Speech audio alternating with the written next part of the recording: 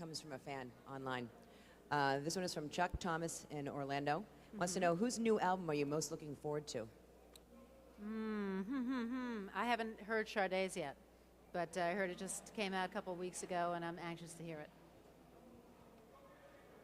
When's your next record coming out? When I get in the studio and make it, so hopefully within a year, you know, by the time I get in there, mix it, and do all the promotional stuff.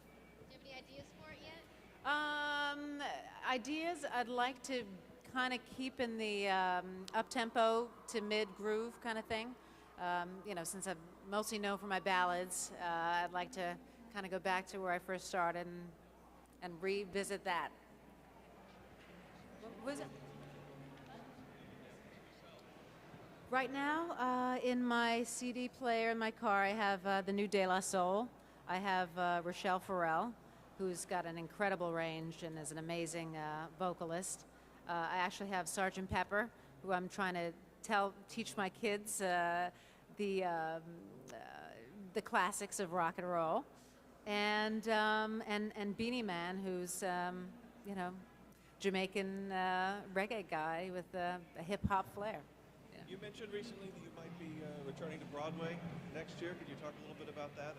I'm looking at something that's going to be in workshop right now. So if that goes, it means financing and finding time and all that stuff. But there's a script in hand, and we'll see. Who are you most excited to meet or see? I have never seen Stallone in person. He walked in front of me. And did you talk to him?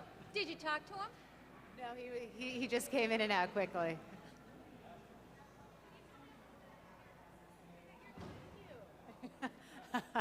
I have a Christmas movie coming out on VH1, which is on December 13th, and it is called A Diva's Christmas Carol, and it is a modern takeoff of the Charles Dickens Christmas Carol, but instead of Ebenezer Scrooge, there is Ebony Scrooge, who happens to be a singing star who tends to be quite a bitch.